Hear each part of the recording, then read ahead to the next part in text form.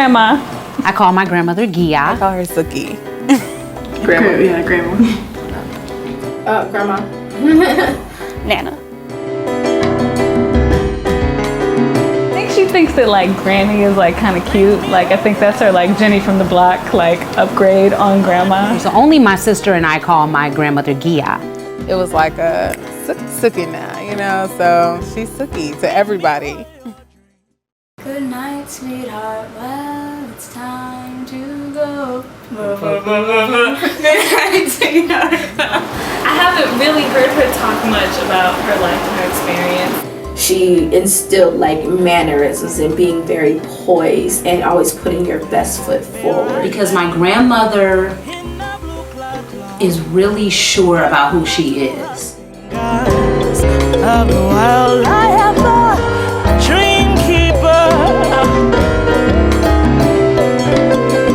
Hello, everyone, and welcome back to the Grandmother Project Presents Pearls and Pocketbooks, our live monthly interactive webinar experience featuring Black grandmothers and granddaughters discussing love, life, and everything in between. I'm Melanie Brazil, and I am the creator of the Grandmother Project, an original 9-episode docuseries and archive, which you just saw the trailer for, now available on YouTube. Simply go to youtube.com/The Grandmother Project and click subscribe. The link will be added to the chat. Today, we are kicking off season 3 of Pearls and Pocketbooks. Thank you so much for helping us make this happen. We could not do this without your support. So let's pick up where we left off. We ended season 2 chatting with an amazing grandmother, Donna Rose Weems, about her upbringing, her activism as a former Black Panther, and her identity as a member of Chicago's vibrant LGBTQ community. She is a master storyteller. So if you missed that episode, be sure to go to our Grandmother Project page on YouTube.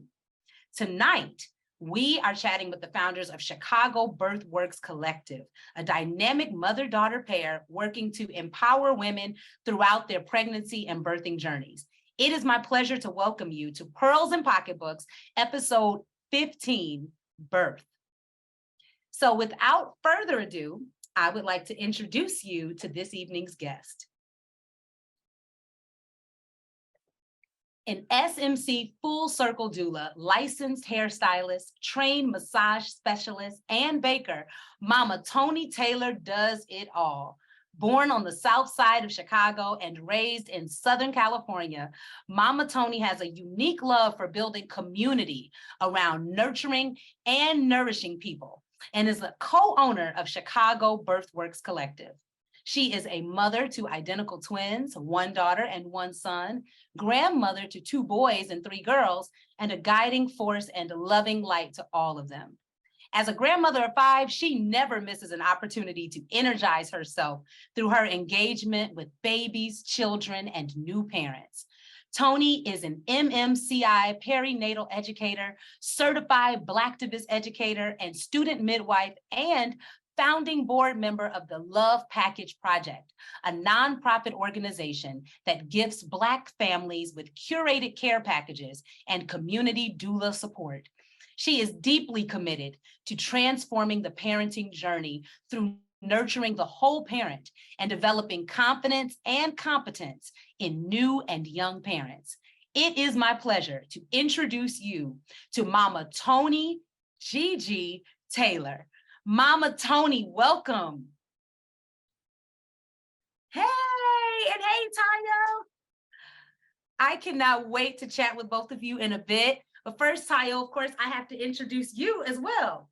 So we'll get your beautiful picture back on the screen.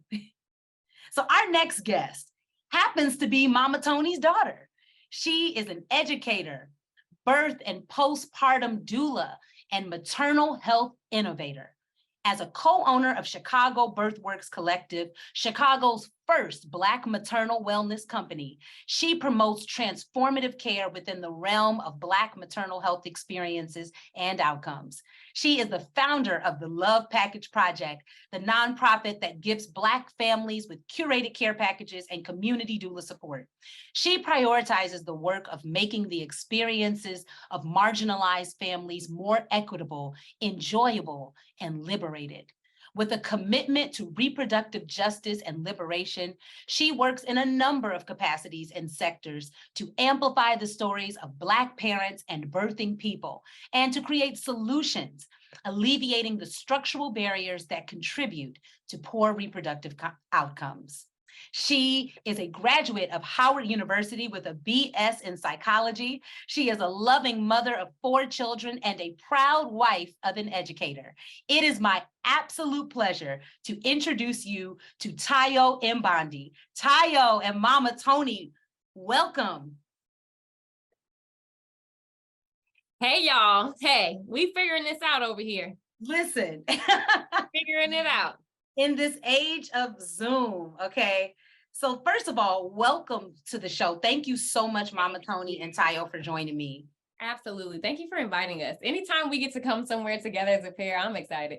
I think my mom's excited too, but I'm like, Mom, come on, let's go. I love it. And I just love your energy. So, well, you know what? Let's get started. You know, Mama Toni, we're going to start with you. You are a true Renaissance woman with so many talents. And, you know, a common theme that I sort of see in the work that you do is service and healing. So before we sort of get into the wonderful work that you and Tayo are doing with Chicago Birthworks Collective, can you just talk to us about what it was like for you growing up and how that might have shaped the work that you're doing today? What it was like for me growing up, as I'm the oldest of 6 women. So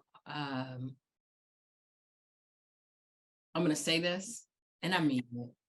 Sorry if I hurt anybody's feelings. But I think it speaks to, like, when you say what it was like for me growing up.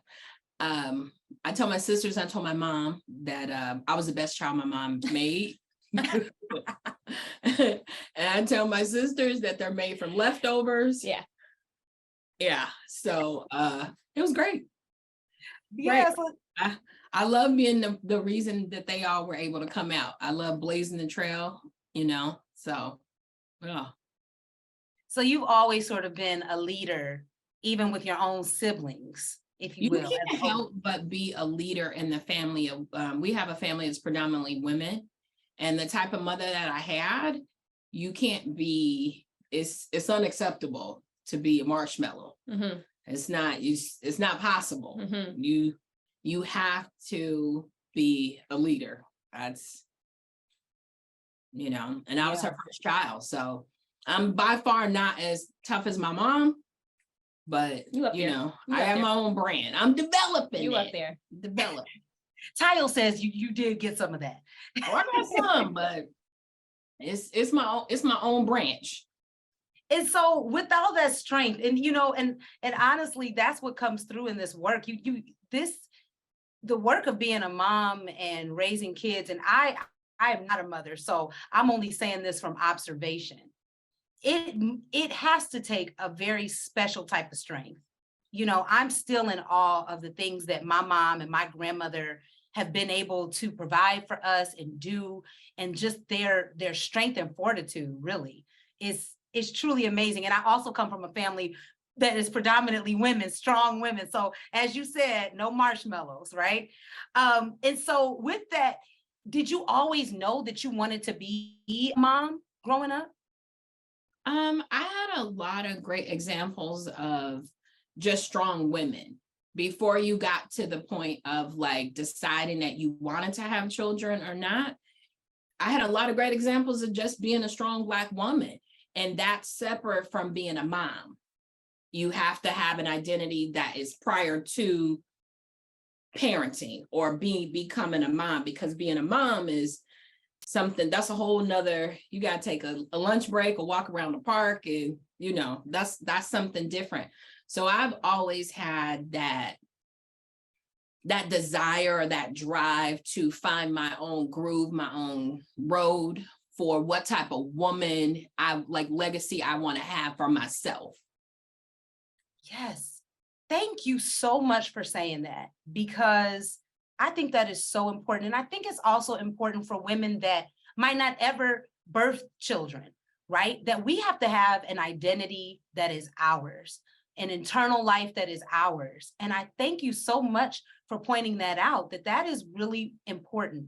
And I think that foundation, that's important for everybody. And so thank you for driving that point home. I do have this awesome slide of you and Tayo that I think is just so precious. Can you tell us a little bit about this picture? Tayo, what pregnancy was that? Abiona? That was Yumande? Oh. Tayo is a breeder.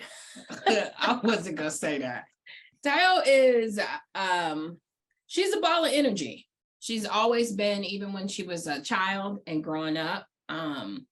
So that picture represents her pause, and her hitting that pause in her pregnancy where she's like, oh, I need to take a song. I need to take a minute. And it means, it has a different meaning for me, in the sense that, like, whenever I was not feeling well, I would always try to get in my mom's lap. Yes. And, you know, I would tell her, sit down so I can get in your lap. She, what do you mean? What do you mean? I was like, lady, sit down so I can get in your lap. I can't get in your lap if you're doing all this stuff. I need you to sit down so I can get in your lap. Shoot, you too big to get in my lap. And I'm like, no, I'm not.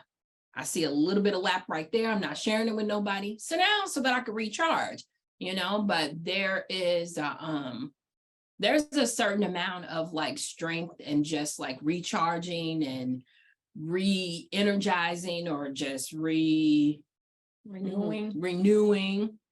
Can we put that slide back up? Is that possible? Let's see. I just want to see that again, because you said something about, you know, you alluded to, like, you're never really too old to need to rest. And we all just, I think that's why I think this picture is so precious, because you're taking a pause and you're an adult, but you still want to lay in your mom's lap.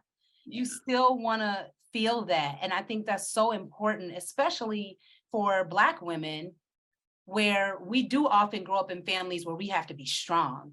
We don't really feel like we can rest. And sometimes we just want to sit in our mom's lap, or we just need a hug. And so I think that picture is so incredibly precious. So Tayo, this is a great segue to you. What about you? So you are a mother of 4, as we mentioned. Did you always have this vision for yourself? You know, I know as a millennial growing up, there seemed to be like this societal pressure where it was a stress on, you know, you get your education, you do your career, you make sure that you can take care of yourself, but people weren't really talking about like motherhood. In fact, it was almost like, well, don't become a mom too early, or you almost couldn't voice that might even be a goal. So I don't know what your story is. What was your vision for yourself? And did you always know you wanted to be a mom? So I always knew for sure that I wanted to be a mom. I knew that very, very early. But I didn't talk about it because I just felt like it was coming. It was going to happen. I knew I was going to have some children. I also felt like I was going to be a great mom. I always felt like I was going to be a good mom. So I felt like any child pick me as a mom, they're going to be good. So I got pregnant for the first time when I was a senior in college. And I thought I was a teen mom because I was like, oh, we didn't mean to do this. This is kind of early. And I'm like, Mom, she knew I was pregnant too. My mom knew I was pregnant before I told her. I don't know how. But I wasn't even sure how or if I wanted to tell her. And she called me asking me all these questions. And I'm like, what? I had literally just peed on the stick like an hour ago. I'm like, why are you calling me? She was like, I just want to know, how are you? And what's going on? I'm like, nothing. I'm pregnant. So in that moment, I was like, if you stop fighting this, and if you can move out of the way, any type of expectation that ain't nobody putting on you but yourself, you might actually enjoy this. You might enjoy it. And then once I started doing it, and I saw how excited my mom was, for me to become a mom, I mean, I was 21, so I wasn't a teenager. I was by definition an adult, you know. I was like, this ain't too bad. And my mom and my great grandmother and my mom's aunt, who was like a grandmother to me, and my sisters, they all made my pregnancy very beautiful. Your dad. And my father, I was so close to my dad in both of my pregnancies and my first 2 pregnancies. So they made it so good that I'm like, who says that I can't do this? Just because I'm 23, who says I can't? I was having a good time. My husband and I we're in a good place, you know. We got married right after we had our first child. We moved to a new place. It was good. Now, did I mean to have 4 kids so fast? That part was like, oh, okay, we're here now. So that's another story, but I knew for sure that I wanted to be a mom. I love that. And I love the fact that, you know, you had that support, that you had that support, because I feel like moms need that. People need that. And you need to know that, like, it's going to be okay. And that's where those relationships with elders, women that have already been there, people that can guide you through, that's when it becomes so, so important. And it kind of goes back to that picture of you in your mom's lap, where I think sometimes there's this idea that once you're grown, you know, you are on your own. And we need each other. You're not on your own. You know, for many of us, we still need that community. Yeah. And so I think I would say that, like, no one in my family made me feel like motherhood was going to be hard. And that's an issue now because it's hard. And I'm like, y'all, did y'all lie to me? Did y'all leave that part out or what? Nobody made me feel like it was going to be hard. Nobody made me feel like I was making the wrong decision. Nobody made me feel like I was 10 steps ahead of where I should be. Everybody gave me, which was confusing to me, everybody gave me energy that say you are doing this in divine timing. And we're excited for you. So it made me feel like I'm good. What? All this time I'm thinking, don't get pregnant until you get married. Now, there are definitely things that I can look back and see that I should have done things this way for this outcome. But having a pregnant person feel confident about their decision to continue their pregnancy, best thing ever. It's the best thing ever. Regardless if you wanted them to, regardless of if you actually think it's going to turn out good for them, make them feel good, make them feel confident, make them feel supported and protected. And likely they're going to have a positive outcome. That is, thank you for stressing that, because for many of us watching, you know, we need to hear that. How can you support someone in this journey? After all, as you said, it's all divine timing. Mm-hmm. There were no mishaps. There are no mishaps. It's all divine timing. And that is a beautiful point that I love that you drew out. So with that, you know, tell us about, so you all do the work of helping to usher new lives into the world and supporting moms throughout their journeys. What were your own experiences like? Did you interact with the medical system? Did you do a home birth? What were your birthing experiences like? Mom, tell them about it. Tell them about your home births. You want me to talk about your home births? No. Your births. My births? I would have to choose one. I don't think we have enough time for me to actually talk about my births. Well, pick me. I'm your best child. If I were to just talk about using Tayo's birth as a reference, she is my only unmedicated birth, my one and only unmedicated delivery. By far the least symptomatic pregnancy. I crave nothing but sugar throughout which her is why I'm so sweet. I mean, tons and tons of desserts, to the point that my mom would tell me she was concerned that she would be born with rotten gums. And I said, well, that's just mean to say. She was, you cannot eat this much. I mean, you can't eat this much sugar. And I was like, but this is what my body is asking for. I needed that to grow.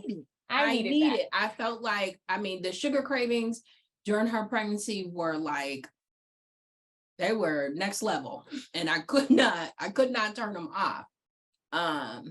Did I think a lot of your pregnancy mimicked your own deliveries, which I thought was really unique. My actual pregnancy with Tayo, I experienced what I now know is Prodromal labor. So I had contractions from maybe, I had my menstrual for the first 5 to 6 months while I was pregnant with her before it went away. But in addition to having that, I had continuous contractions from about 3 months all the way until I delivered. So when I actually went into labor, I thought that it was just regular contractions that I had been having the entire time. Wow. Yeah. And the magical part was that I experienced that in my first pregnancy, and I was like, I guess this is normal. I don't know. It was my first time being pregnant. I was having contractions. I had my very first contraction that was noticeable at 18 weeks. And I remember calling my mom. I'm like, the baby's doing this little rock thing. Is that normal? It's getting hard. And I kept having contractions the whole time. It was my second pregnancy that it really picked up. It was really defined. And I'm like, oh, I'm having contractions. So much that I ended up getting hospitalized at 29 weeks in my second pregnancy because all of the signs of preterm labor were there. I was having consistent contractions. My cervix was shortening. My baby had dropped like into my pelvis. So it was really, really amazing to piece those things together in my birth story with all four, and it continued all four of my pregnancies. And my mom has been there for every single one. So wow. Here she is getting to like re-experience all these things that were unique to my pregnancy only. So my older siblings are twins. So that was a twin pregnancy that came with all of its symptoms. And then my younger sibling is a boy. So that was like a boy pregnancy. So it was very unique, like the role that I played. And if people are not into it, boys growing inside of women, they do a certain thing to you. Ooh, wow. They do a certain thing to you. So tell me this. So, I know that right now we've got, there's people that, have give birth in the hospital and they go that route. And now we're starting to hear more about, home births. For you, Tayo, what was that? What has that experience been like? Have you had both? Mm-hmm. And can you sort of talk about what that experience was like? Yeah, so we were half and half, 2 hospital births by induction, and then 2 home births. And after my first birth, my mother, I tell everybody this, was the game changer there. She was the first introduction to a doula that I had ever experienced. She washed my hair when I was in labor. She braided my hair. I had locks. She styled my hair. She sat on that ball with me. She rubbed my head, my back, my feet, everything. Like my mother was like nurturing me like I was a baby. So much. And when I got pregnant for the second time, I'm like, whoa, as long as my mama there, we're going to be good. And my husband, he really started to get his tools down packed by that time. He like, second baby, we got this. The first one, not too bad. I had a decent labor. It was very uneventful. So I felt so confident that after that, I was like, I'm never having a baby in the hospital again, because why do I need to be here? Why do I need to be here? And I told my husband when we first bought our house, I'm like, I'm having my kids in here because the amount of money that we pay for a mortgage, I'm not paying that and hospital bills. So I'm going to have any other kids that coming out here, they're going to be born in this house. So we got pregnant for the 3rd time. And I told my mom straight up, this is going to be a home birth, just so you know. And she was like, okay, so let's get prepared. No, I wasn't. She was. She knew it. Mama Toni, what did you really feel about that news? Anxiety, sweat in my armpits, my hands were sweating. I don't recall that at all. But I appreciate her for allowing me to feel all of my feelings, because it was like, I'm where I am in my generation, and the women who came before me, and she's now representing this new form of how Black women birth and the legacy that we're leaving behind now, and what we're doing to change those patterns and those mindsets. So from me separating from this side and switching over to this side, there was a lot of like, oh, but she did it. She did it. She did it. She's wonderful. Yeah. So I appreciate hearing that, but inside it was not like a wonderful feeling. I had all of the anxiety, and because she trusted herself, I was able to trust that it would be okay. And, you know, I mean, because we're talking about our children. And I'm just like, why would I knowingly let you make a decision that could cost you? I made you. Because I'm grown and I could do that. I'm grown. And what could my mom do? Nothing. And you know, that is really funny because I'm sure some people out there can relate. The moms, definitely, you know, when it comes to different generations' ideas of things, right? Because I'm sure, I don't know, my mom is watching, I'm sure she would have many thoughts about if I decided to have a home birth, because, you know, that wasn't necessarily something that people were doing in her generation. You know, it wasn't. Now it's starting to become something that women are choosing for numerous reasons, which we'll get into later. Right now we have this awesome picture, and Tayo, it looks like you are perhaps in labor you're there with your mom on a birthing ball. It's appropriate, don't worry. You know, you don't have to.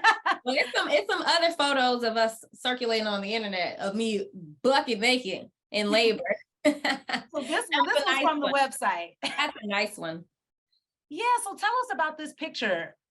Okay, so my mom has I really had this special experience watching her grow as a doula on this side, because my mother has been operating in this role of doula support, coach, pregnancy companion for decades before me, you know? So before my birth. So I've gotten to watch her grow. And in that moment, we were kind of just walking through some things that I know. So my mom is not here to teach me things because I'm a doula. I know these things. But she was in each of my pregnancies gradually really holding space. So you know these things, Tayo. What you gonna do with this information? How do you plan to use this tool here? I was sitting on this cub and I wore that cub, the little stool I was sitting on, I wore it out in my labor. So my mom really showed me the definition of holding space for somebody and not trying to lead them towards anything. Let them lead themselves. And you shine the light on whichever direction they're going. Say, you trying to go over here? Okay, come on. What is it that you need from over there? So in that moment, we were kind of just running through some of the practice for my second home birth, my fourth birth. And she was just holding space for me, as she always does. Yes. That is, you know, wow, you all are just amazing. That is a great segue to the work that you do with Chicago Birthworks Collective, because as you all know, and as we've mentioned, you all are the first Black maternal wellness company to serve Chicago, which is a big deal. And you are both doulas. Now, everybody watching might not really know what a doula does. Can you all briefly tell us what does a doula do and what services do you provide at the collective? So today in 2023, it's a doula for everything. You're gonna meet a doula at the car dealership and they're gonna tell you that they're a car doula.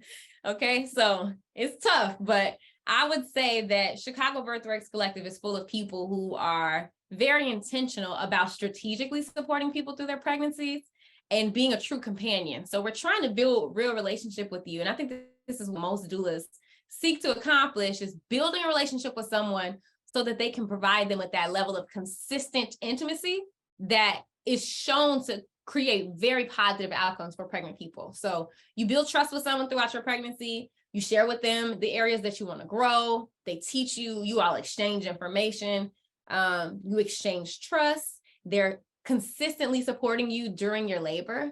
And then in the postpartum time, you have a very reliable source to lean on. So we're supporting you with info, physical support. My doulas take care of me when I'm pregnant. They don't just show up at the birth. They show up throughout my entire pregnancy. They are helping me prepare for my birth, organize, clean, care for my body, care for my children. So doulas are companions who show up in all these different spaces and periods throughout your reproductive cycle. That is amazing. And you also mentioned that it's before, during, and after. Mm-hmm. So it's consistent care throughout. And I know that that idea might even seem revolutionary to some people that are watching this, because so many women didn't necessarily have that. We've got another slide here that we wanted to show that I feel like really kind of encapsulates that idea. So this also is showing that support. Mm-hmm. And me again trying to lead the way, huh?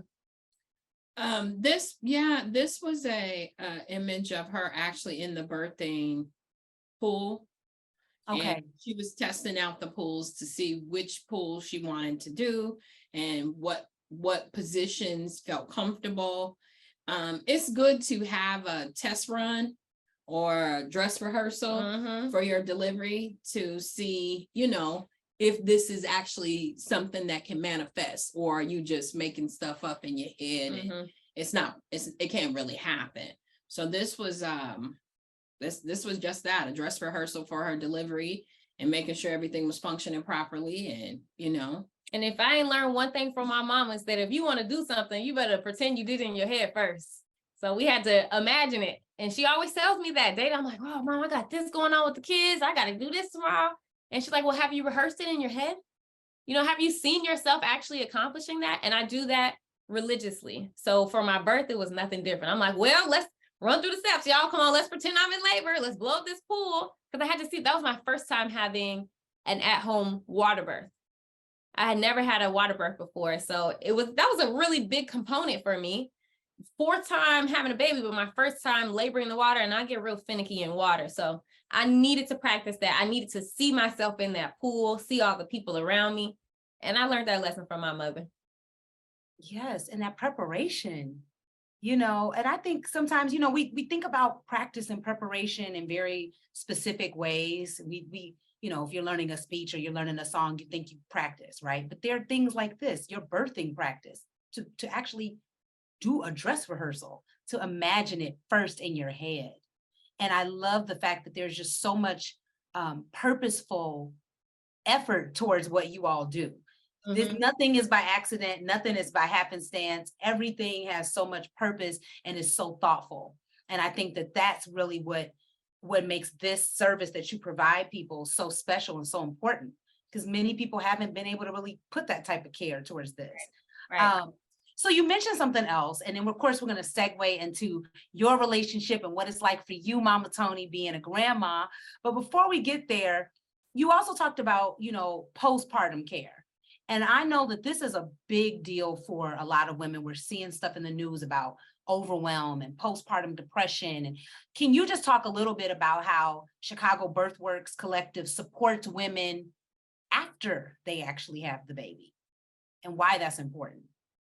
so postpartum care is important because it's like the 4th trimester. So your hormones from the pregnancy, whether you had a boy or a girl, all the stressors that went on and your body reforming or reshaping into your new normal. Everyone needs different things. And just because you needed something during your pregnancy doesn't necessarily mean that's what is going to serve you during your postpartum period. Yeah. And you need someone who kind of knew who you were prior to, or help you be able to verbalize what type of support you might need, or just what you're feeling, so that we can translate that into support. So Chicago Birthworks Collective offers lactation support. We offer postpartum care. We offer postpartum doula, which is similar to postpartum care in a sense. But it's more of like a concentrated package, or a concentrated time for specific things that are related to postpartum specifically. And that's something that is done case by case, based on like how many hours you need, or what type of services you need, or what type of struggles you're having, and different things like that. So in essence, it's like postpartum prescriptions, of what's necessary and how to keep you safe during that statistic year, to keep you and your baby safe while your hormones are readjusting, and to keep you in community with people who care about you and help you, hold your hand or just check on you throughout that critical year of, statistic mortality. Yeah.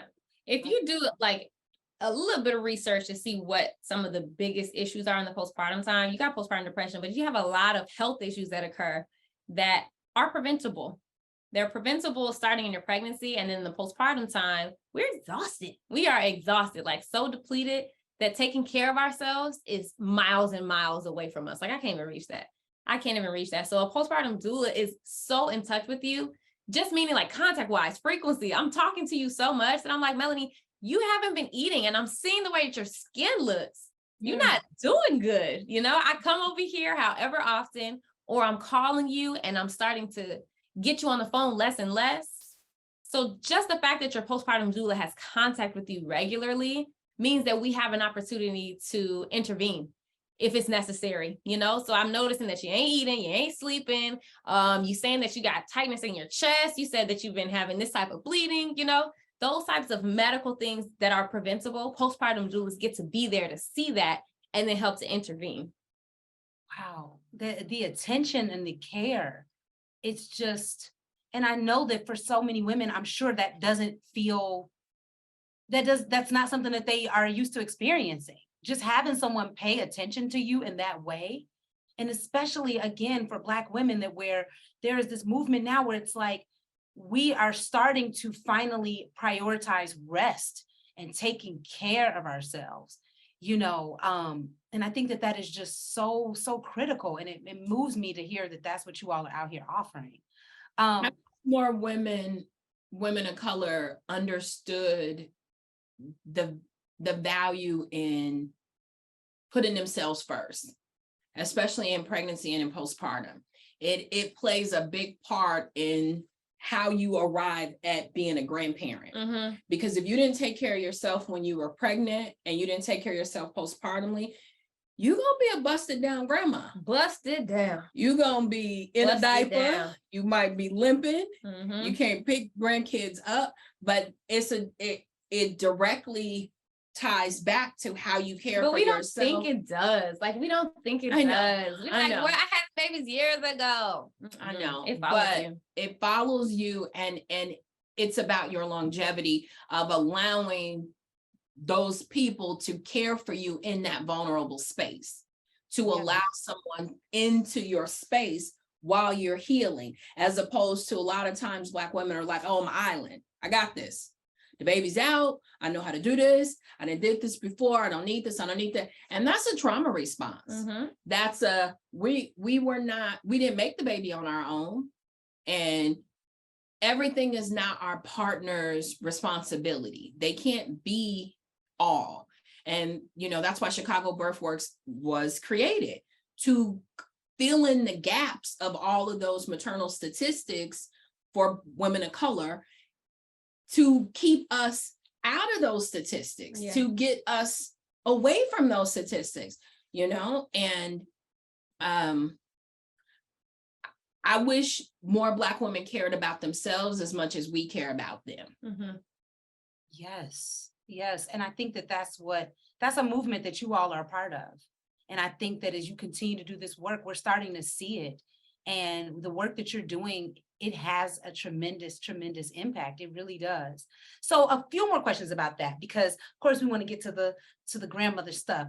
But you know, so a lot of when we talked about the home births and we talked about being in the medical system, and we know that there are these really disturbing statistics with Black women and maternal death rates and those kind of things. So what advice for a woman that is going to give birth within the medical system? What sort of advice would you all give to a woman in that instance so that she can make sure that she is taken care of within that system? Why you looking at me like that? I didn't know if you wanted to go first.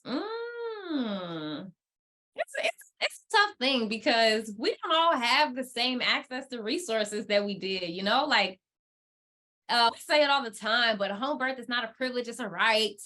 But what do they like that? You know, everybody's home is not the place that they want to have their baby. You know, everybody doesn't have access to the level of support. Like, another level of reproductive autonomy and putting yourself first is saying, if I don't have this much support, I'm not doing that. You don't have to just have your baby at home because I have my baby at home, or me and my friends have my baby at home. We like, girl, you should do this. If you don't feel safe or supported or comfortable there, because guess what a hospital have that your house does not?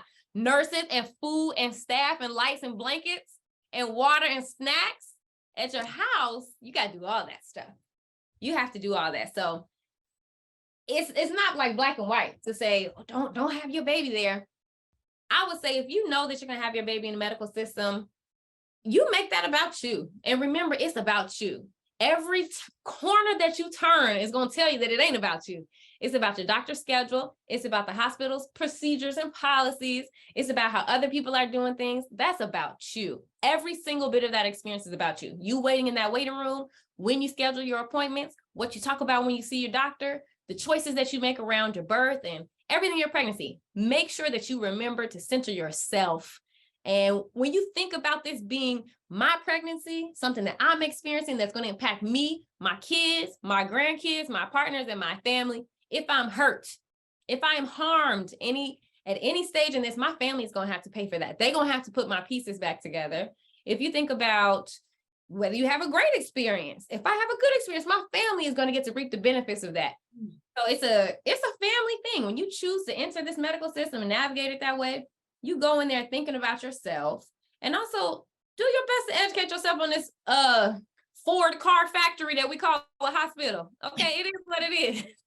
It is what it is. They're going to put their stamp on you like the baby came out. Okay, good. Now you can get on. Thank you very much. See you. They're going to do that. They're going to do that. Know that, expect that, plan for it, and do what you can to piece in the type of care that you imagine for yourself. Bring your little lights, bring your smells, wear your own clothes. That's a big deal. I think that's probably one of the only pieces of advice I ain't going to waver on. Wear your own clothes. Don't you be in there looking like an inmate in them prison clothes that they put you in with your booty all out. Don't do that. Don't do that. Wear your own clothes, okay? Buy you a hospital gown, put you on a little swim top or something, Don't be wearing them prison clothes. You ain't a prisoner. Yes. You know what? I don't know if you all are out there are loving this as much as me, but I had no idea. I didn't even know you could do that. I didn't know you could do that. I thought the open gown, was just something that kind of came with the territory. One of the things about a medicalized birth is the common denominator is you. It's your birth. It's not the doctor's birth. It could be the doctor's 300 baby, 1,500 baby, but it's yours. And you need to own, just like Tayo said, you need to own every visit. You need to own every appointment. You need to own every nurse and doctor that come in the room. And I think a lot of times we give away too much power in those spaces because we don't own our experience. And I remind moms, this medical team that you're giving all of your trust over to, they didn't help you make that baby. They didn't get you no water after you made that baby. They didn't make you a sandwich. They weren't there. So to now come after the fact when you've done the deed and created the seed, and then they get all the power, get to make all the choices for you. Why you gonna do that? So you have to really know yourself and make your own projections for yourself. Know your point of what your goals are, center yourself around those goals and how to obtain those goals, and not allow someone to move your needle around where you're responding to all of these different stimuluses. If you center yourself inside your pregnancy, the medicalized birth will just be assistance too. But you have to orchestrate people around you so that you can stay a stable needle. Yeah. And you're not as affected by the medical system in all its, because it's too many variables to get into. Don't do this and don't do that. Yeah. The best advice I can give you is know who you are, know what you want, and know at least 2 to 3 ways on how to get it. Yeah, because this ain't no game. This ain't no game. And that's life advice, really. That's advice that can translate to so many different areas of our lives. And I think what you said, Mama Toni, about so often we give away our power. We give it away. So I want to get into you two now, working together. What is it like working with your daughter? What is it like having this mother-daughter bond and working with each other? It's crazy. Like, y'all know I will never, nowhere, under any circumstance, call my mama by her first name. So I can't tell you how many times I'm in a very typical work environment. I'm like, can I put my mom on the phone? And they like, I guess. I'm like, we work together. My mom, like the co-owner, like my business partner here. I'm not just bringing my mom in just for fun, but it's real interesting to me to be a Black woman navigating space with my Black mother confidently, because I would say in this millennial generation, you want to get away from your parents as fast as possible and just be grown, and be without them. But I need my mom.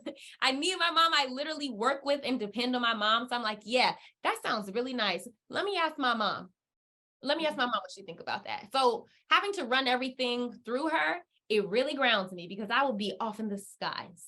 Trying to build a city on some clouds. And my mom like, Tayo, clouds are not made of nothing. I'm like, no, but mom, in the future, if you could just out there, it could be. She like, nah, keep it here. So it is the most transformative work I think we could be doing. And I don't think that either one of us would be successful on our own, because we need each other a lot. Right?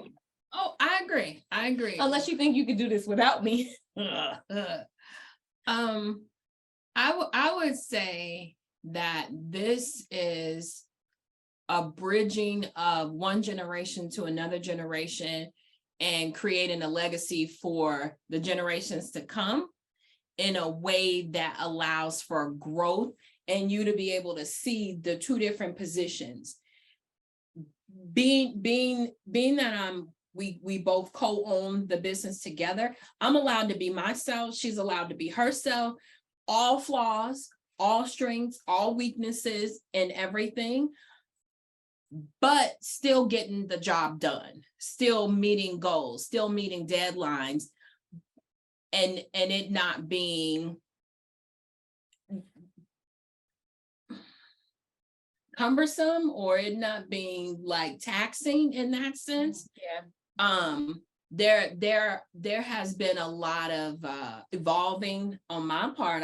I can only speak for myself. Me too. There's been a lot of evolving on my part, because I'm in this work, this maternal space with my daughter while she's a mom, and watching her do her mom things and evolve into these different spaces, because like you got like mom level 1, mom level 3, mom level 10, and so you're watching all those things transpire, and you're just like, oh look, she got her mom voice.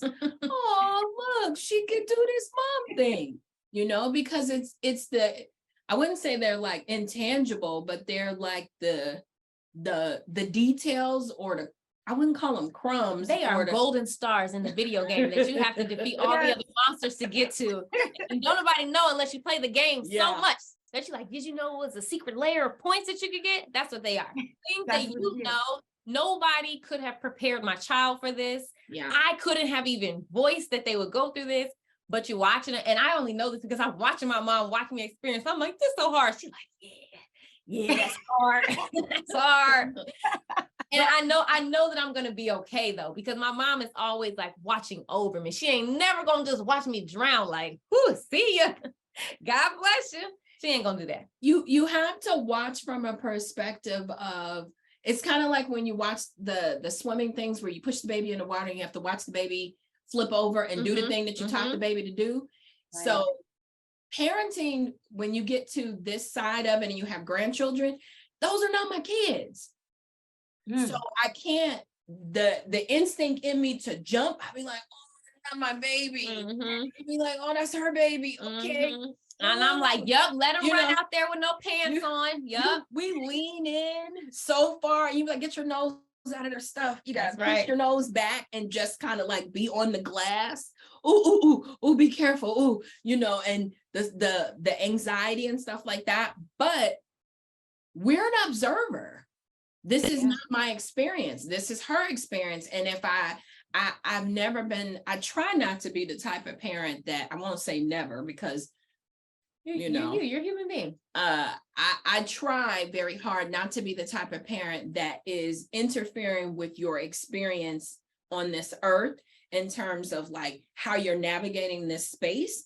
I'm really big on making your decisions and accepting responsibility for the decision that you made. And that's why she's such a great doula. That's why she's going to be an amazing midwife also, because you can't touch this. Birth is so much like what we're experiencing day to day. It's not yours. It's not yours. And this person has called you in because they trust you. They love you. They want your advice. They want your feedback, your support, but they don't want you to do it for them. Some people do. That's a whole story. But most cases, their experience. This is mine. And having to go through that with my mom in the birth sense, it makes me be a better doula. And I don't often have to say, Mom, it's mine, it's mine. She gets it. She understands, and she doesn't want to hold that responsibility of knowing I caused my daughter to have that type of outcome because I stuck my hand in too far. And no doula, I think no great doula really wants that with any of the families they support. I don't want you to have any particular outcome because I wanted it, or because I told you to go to the hospital, or I told you to have a home birth. It is a very particular skill that you develop as a woman and as a supporter to be there and to not change the course of where this ship is going. Wow. And I know that that's got to be difficult, especially when you think you know, and you're watching something sometimes and you probably feel like, oh, I want to interfere with this. Oh, you don't think you know. I don't think I know. I know. Yeah.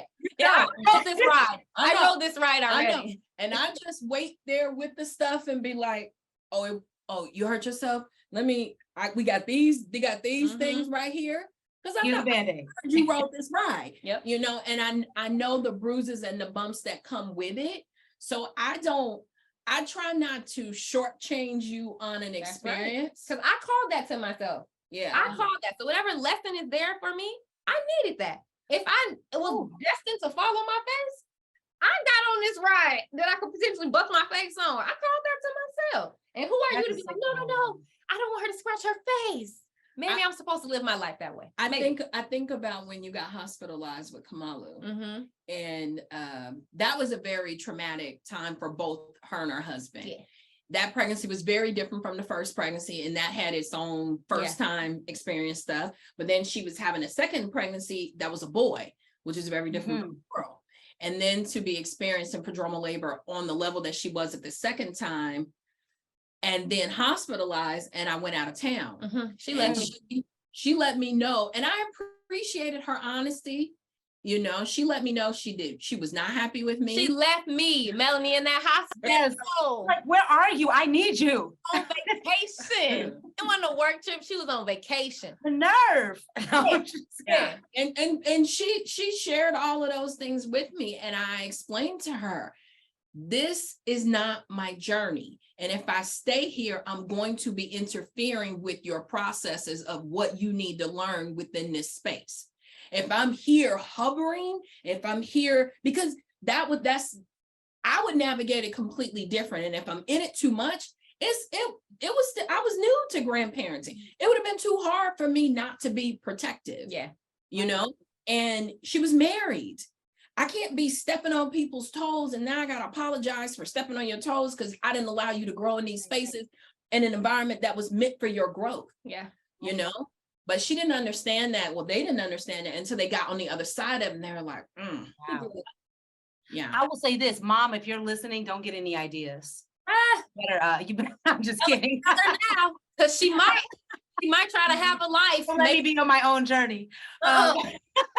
So we're almost at our time, but I did want to ask you a couple more questions. So, and we did start a little late. So I hope everybody is laser focused. Don't leave us yet, y'all. Don't leave us. I don't know if you all, I do want to take this moment, you all are, the chat is lighting up. We have Gina Lawrence that says, such good advice. Love, love, love to hear it, and putting the mother at the top, front and center. Another one of our fans, Cheryl Rutherford, I love the conversation. My last delivery was 43 years ago. That's amazing. We also have Aquia who says, normalize leaning on mama when you're grown. Yes. So you all, I had to share that because I know we've just been so engrossed in this conversation. And so, you all are just so captivating. It's amazing.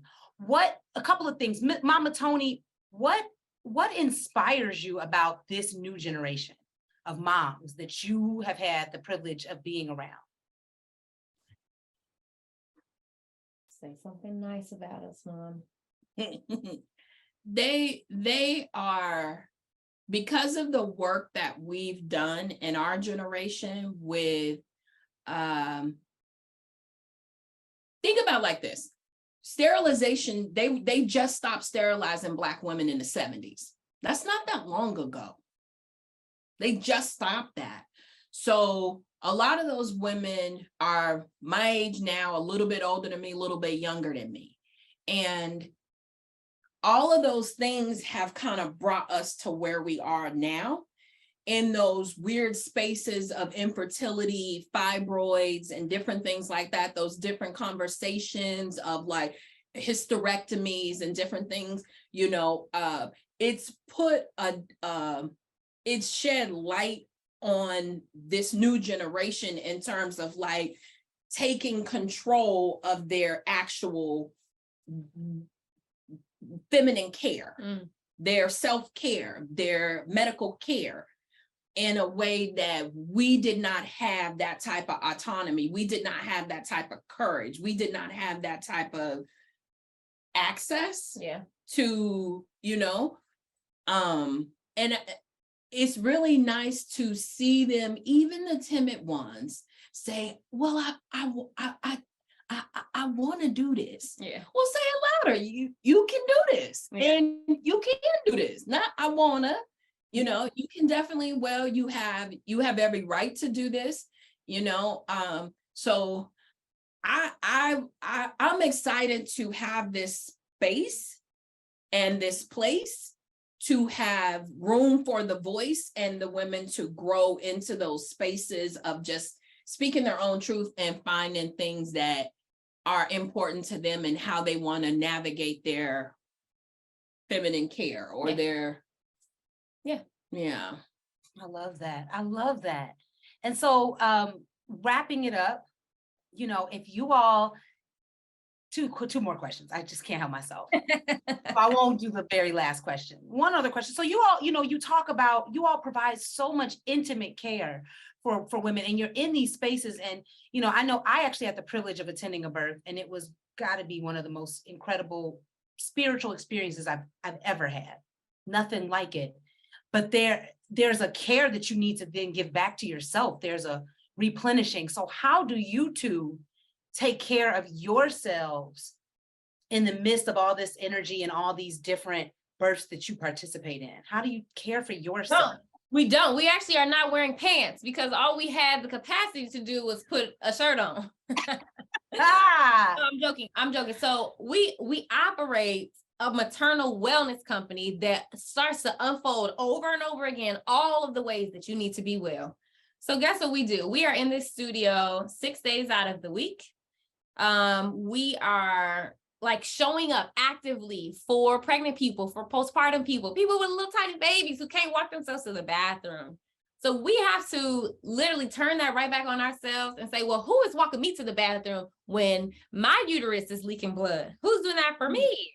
So I feel like one of our care practices is we get to dig into this same type of nurturing, because what are we if we aren't moms? We are moms. So the same devotion that we have to learning new ways to take care of other moms, we are benefiting, because there's a bunch of stuff that we wasn't doing 7, 8, 9 years ago, like clothes in our bones. You know, we wasn't putting burrito wraps on our body and making ourselves all warm and steamy. We're learning these things as we're navigating this space so that we can share it with the people who come to us and trust us, but we're also getting to turn those hands back to ourselves. And we're also building a whole community. I literally work at a place where I can go see our acupuncturist when I want to. I can go talk to our therapist when I want to. So being around these people who are committed to this type of wellness, it holds me accountable to engaging it in the same way that I want other people to engage. Yes, that's powerful. And you know what? We want to put up a couple of slides. We're going to go through a couple of pictures here just to show, we've got they're all from your website, awesome photos of laying of hands on an expectant mother's belly. And I've got, yes, so that's some of the maternal care. And then we've got a wonderful slide of you two together on the couch and working together. I think this just shows your energy so well, it encapsulates it perfectly. And then family. So this is you with some of your kids, with family, with your sister. Mm-hmm. Those are all of my mother's grandchildren, including the baby that's in my belly. Oh, wow. First photo that we got of that's all of them, right? Yeah, that's all of them. That's all of them. That leads me to my last question for you, Mama Toni, which is, what is your hope and all this work that you're doing for your grandkids? What is your hope as a Gigi? What do you hope to impart on your grandkids, especially through this work?